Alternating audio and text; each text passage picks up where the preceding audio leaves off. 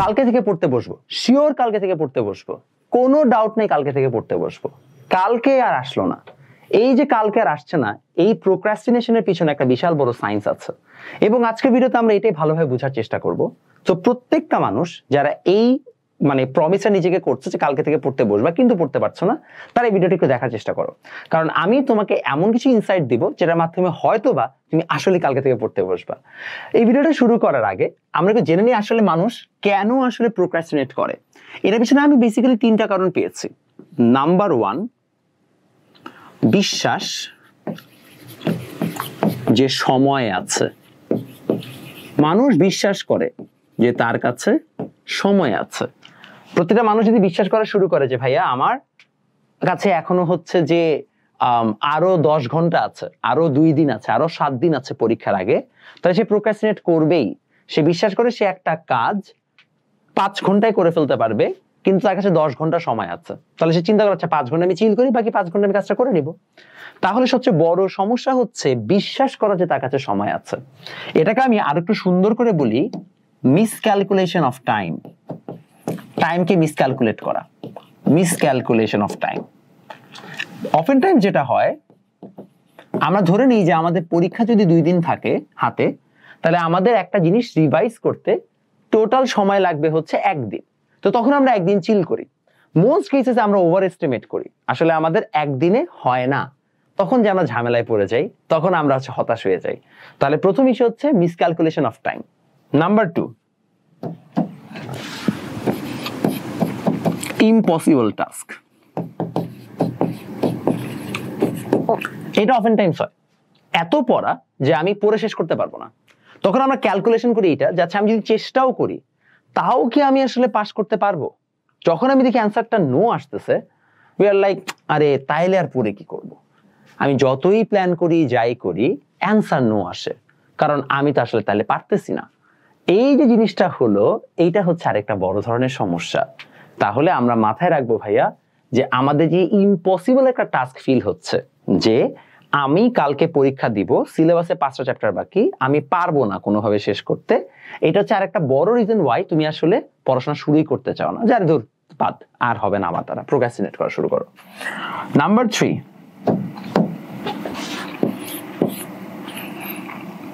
Big goals, no small step. অনেক বড় একটা গোল দেখছি, আমি একদিন এক জায়গায় বড় একটা কিছু হব, ইঞ্জিনিয়ার হব, ডাক্তার হব, কিংবা আমি বড় একটা কোম্পানিতে জব করব, আমি এটা বানাবো, অনেক কিছু আছে মানুষের স্বপ্ন। বাট আগামী কয়েক দিনের মধ্যে আমি কি করব সেটার কোনো প্রপার প্ল্যানিং নাই, বা ছোট ছোট গোল নাই, ছোট ছোট মাইলস্টোনস নাই। এর কারণে আমরা বলি গোল আছে, মাইলস্টোনস নাই। এটা একটা বড় ধরনের সমস্যা। মাইলস্টোন থাকতে হবে, মাইলস্টোন কলেজের কথা বলতেছি না, মাইলস্টোন মানে হচ্ছে যে ছোট ছোট গোল থাকতে হবে। এটা যদি না থাকে তার একটা বড় ধরনের সমস্যা। এই যে 3টা রিজন আমরা প্রোক্রাস্টিনেশনের পাচ্ছি, এইটার 3টারই একটা খুব সিম্পল সলিউশন আছে, proper planning. If you can have a proper plan, you can beat all of this issues. Proper planning এর জন্য কি করতে হবে? প্রথম প্রবলেমটা আমরা সলিউশন বের করি। আপনি যখনই প্রোক্রাস্টিনেশন বারবার হয় যে আচ্ছা আমার কাছে তো সময় আছে, তাহলে আমি সময় তো পেয়ে যাব, let's do one thing, first calculate যে আসলে একটা চ্যাপ্টার পড়তে কত সময় লাগবে। ধরে নাও তুমি বল শুরু করছো, যারা এসএসসি আছো তারা বল নামক একটা চ্যাপ্টার আছে, এসএসসি তে শুরু করবা। তো বল চ্যাপ্টারটা পড়াইতে আমার লাগে 11টা লেকচার থেকে 12টা লেকচার, তখন 10 থেকে 12টা লেকচার লাগলো। আমার অফলাইনে 12টা লেকচার লাগে, আমি 12টাই লিখলাম। 12টা লেকচার মানে 1.5 মাস লাগবে, 1.5 মান্থস। এখন তুমি হিসাব করলা যে আচ্ছা আমাকে যদি ভাইয়া 12টা লেকচার পড়ায়, তার মানে ভাইয়া ক্লাস নিয়েছে 12 × 1.5 18 ঘন্টা। ফাইন, 18 ঘন্টা সে ভাইয়া ক্লাস নিয়েছে, তা 18 ঘন্টা সে আমার কাছে পড়লো। 18 ঘন্টা ক্লাসটা করার পরে এই মানুষটাকে এখন বাসায় যে এটা পড়তে হয়। তো তুমি দেখলা আমি যদি তোমাকে একটা লেকচার দেই, তাহলে বাসায় যে তোমার সেই লেকচারটা পড়তে, গাইডের কোয়েশ্চেন সলভ করতে, টেস্ট পেপার করতে, সবকিছু মিলায় তোমাকে পার লেকচারের এগেইনস্টে আরো 2 ঘন্টা সময় দিতে হয়। তাহলে তোমাকে এটার সাথে আরো 2 ঘন্টা এক্সট্রা দিতে হবে। তাহলে আমাদের টোটাল দাঁড়ালো 18 × 2 = 36, তাহলে 54 ঘন্টা। এই 54 ঘন্টা তোমাকে টোটাল দিতে হবে তুমি যদি এই চ্যাপ্টারটা ফুললি পারতে চাও। কত সময়ের মধ্যে? 1.5 মাসের মধ্যে তোমাকে 54 আওয়ার্স অফ ওয়ার্ক কমপ্লিট করতে হবে। নাও ইউ ডিস্ট্রিবিউট, যে আচ্ছা আমি প্রত্যেক সপ্তাহে কত ঘন্টা করে অ্যালট করব, কত সময় অ্যালট করার পরে কোন টাইমে করব, having a proper discrete plan. যখন তুমি week by week, day by day একটা প্রপার প্ল্যান বানাবা, তখন তুমি ভিজুয়ালাইজ করতে পারবে যে আচ্ছা আমার পরীক্ষা যদি 2 মাস পরে হয়, আমাকে এই চ্যাপ্টারটার জন্য এখন থেকে এইভাবে এভাবে পড়তে হবে। পরীক্ষার আগের দিন রাতে তোমার মনে পড়বে না, আচ্ছা আমার তো এই চ্যাপ্টারটা পড়া ছিল, আমার তো এটা পরীক্ষা আছে, তখন এটা মনে হবে না। You have a big plan, proper plan, যে আচ্ছা আমাকে এই দিন এইটুকু এইভাবে পড়তে হবে, বিকজ তুমি অলরেডি ক্যালকুলেট করে ফেলছো। তো এই ক্যালকুলেশনে তোমাকে জানতে হবে। এখন তুমি বলতে ভাই ক্যালকুলেশনটা কিভাবে জানবো? এটা পার্সেন্ট টু পার্সেন্ট ভ্যারি করে।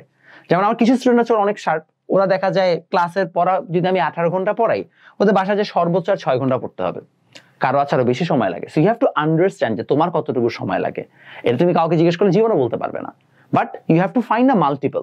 এখানে আমি যেমন 2 ইউজ করলাম না, এটা কাপাবলি মাল্টিপল।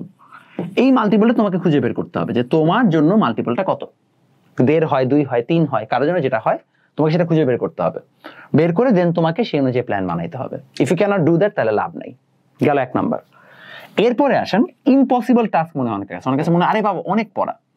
এটার জন্য 2টা সলিউশন আছে। এক, নিজে আইডেন্টিফাই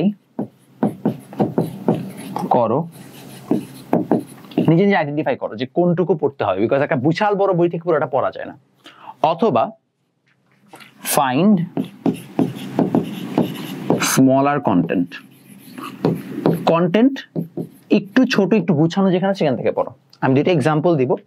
যেমন আমার যেটা এইচএসসি কেমিস্ট্রি বইয়ের নোটগুলো আছে, যেমন জৈব যৌগ নোটটা টোটাল হচ্ছে যে আমরা কত অ্যাটলিস্ট একটা স্টুডেন্ট যদি 10 দিন পরে, 10 থেকে 12 দিনের মধ্যে সে নিজে পড়ে বইটাকে যদি পুরো এ টু জেড থরলি নিজে পড়ে, তাহলে তার হচ্ছে যে অর্গানিক কমপ্লিট হয়ে যাবে। এটা আমি বলছি না, এটা বিভিন্ন স্টুডেন্টদের রিভিউ থেকে আমি বলছি। এবং তারা সবাই তাদের কলেজ পরীক্ষায়, টেস্ট পরীক্ষায় ঠিকই কমন পেয়েছে। সো আপনি যেখানে কিনা একটা বড় বই থেকে যদি পড়তেন তাহলে আপনার অনেক সময় লাগতো, এটার মাধ্যমে আপনি পুরোটা কমপ্লিট করে ফেলতে পারতেছেন। তাহলে এখানে কম করে দেওয়া আছে, এটা একটা। কিংবা মনে করেন এটা হচ্ছে আমাদের 9, 10 এর গাণিতিক পদার্থ বিজ্ঞান। আপনি যদি অন্য যে কোনো গাণিতিক পদার্থ বই কিনেন, সেখানে প্রচুর ম্যাথ দেওয়া। আমার এই বইয়ে মনে করেন গতি চ্যাপ্টারে 54টা ম্যাথ দেওয়া টাইপ ওয়াইজ, তারপরে 47 থেকে 48টা সৃজনশীল দেওয়া আছে, এমসিকিউ দেওয়া আছে 200-র মতো। অর্থাৎ এমন অ্যামাউন্ট অফ হচ্ছে কোয়েশ্চেন দেওয়া যেটা কিনা তোমার পক্ষে সলভ করা সম্ভব।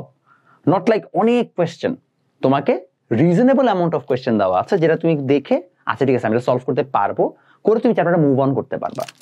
আমাদের যত বই আছে সেগুলো সব কেনার জন্য, কিংবা আমাদের এসএসসির এখন যে ফিজিক্স কেমিস্ট্রি ম্যাথ কোর্স চলছে সেগুলোতে এনরোল হওয়ার জন্য আপনারা এই নাম্বারটাতে যোগাযোগ করবেন। এটা আমাদের হোয়াটসঅ্যাপ, ওর নাম Hamim, he will help you out. But এটা বলার মূল উদ্দেশ্য হচ্ছে আপনি এরকম একটা শর্টার কন্টেন্ট খুঁজে নেবেন, সেটা যেখান থেকে হোক। আমি আমার কাছে আছে দেখে দেখালাম, যেমন আমার কাছে সবগুলোর সলিউশন নাই, যেটা যেটা আছে। যেমন আমার কাছে এইচএসসি ফিজিক্স আছে, এইচএসসি কেমিস্ট্রি আছে, এসএসসির বায়োলজি ফিজিক্স কেমিস্ট্রি সবই আছে। তো এরকম আমার কাছে এক একটা আছে। যার কাছে যেটা পান, অনলাইনে এখন অনেক অপশন আছে, আপনারা খুঁজে একটা স্মলার কন্টেন্ট বের করেন, যেন আপনি যে স্মলার কন্টেন্ট থেকে পড়াটা পড়তে পারেন। তাহলে আপনার কাছে ইম্পসিবল টাস্ক মনে হবে না, কারণ অনেক বড় একটা বই থেকে আপনি ভয় পাইতেই পারেন। ইটস ইম্পর্টেন্ট যে আপনি এটাকে বলি চাঙ্কিং মেথড, মানে পড়ালেখার স্ট্র্যাটেজি মেথড হিসেবে। চাঙ্কিং মানে হচ্ছে ছোট ছোট চাঙ্কে ভাগ করা, দেন এটাকে মেমোরাইজ করা। Last but not the least, big goals no small step. আমার লাইফের বিগ গোল হচ্ছে যে আমি একদিন একটা বড় রেয়ার কিছু আবিষ্কার করব। তো এটা স্টেপগুলো কি? স্টেপগুলো হচ্ছে আমাকে এসএসসি তে ভালো করতে হবে, এইচএসসি তে ভালো করতে হবে, তারপরে ভালো ইউনিভার্সিটিতে চান্স পেতে হবে, ভালো ইউনিভার্সিটি চান্স পাওয়ার পরে ভালো জায়গায় পোস্ট গ্র্যাড করতে হবে, তারপরে পোস্ট গ্র্যাডে যে অনেক কষ্ট করতে হবে, দেন সেখান থেকে একটা ভালো ইন্ডাস্ট্রিতে যেতে হবে, বা আমি কোন একটা নাম কি একাডেমিয়ার কাজে অনেক বেশি ব্যস্ত থাকবো। দেন 35 থেকে 40 বছর বয়সে যখন আমি যাব, তখন যে আমার লাইফের সেই ড্রিমটা পূরণ হইতে পারে। এটা বিশাল বড় একটা জার্নি না? এখন আমি ওই জার্নির কথা যদি সারাক্ষণ চিন্তা করি লাভ নেই, আমাকে সামনে যেটা আছে সেটাকে চিন্তা করতে হবে, স্মল স্টেপস। যেমন আমার এইচএসসি তে ভালো করতে হবে, তাহলে আমার এখন স্টেপ কি? প্রত্যেকটা কলেজে সিটি পরীক্ষায় ভালো করা। তো প্রত্যেকটা কলেজের সিটি পরীক্ষাকে আমি ইম্পর্টেন্স দিয়ে পড়বো। আমাকে এটা মাথায় রাখতে হবে যে প্রত্যেকটা জিনিস অ্যাড হয়ে হয়ে হয়ে হয়ে একটা সময় পরে আমার বুয়েটের জার্নিটা হচ্ছে শুরু হবে। তাহলে আমাকে প্রতিটা জিনিসকে, প্রত্যেকটা ছোট গোলকে আমার হচ্ছে যে ভিজুয়ালাইজ করতে হবে, সেটার রেসপন্সিবিলিটি নিতে হবে, অ্যাকাউন্টেবিলিটি নিতে হবে, তারপরে যে আমি আগাতে পারবো। এই জিনিসটা যদি আপনি না করেন তার একটা বড় ধরনের সমস্যা। তাহলে আশা করি আপনি বুঝতে পেরেছেন যে এই জিনিসগুলো করলে আপনার কিভাবে একটা ভালো সলিউশন আসতে পারে। সো কাল থেকে নয়, আজ থেকে পড়তে বসেন।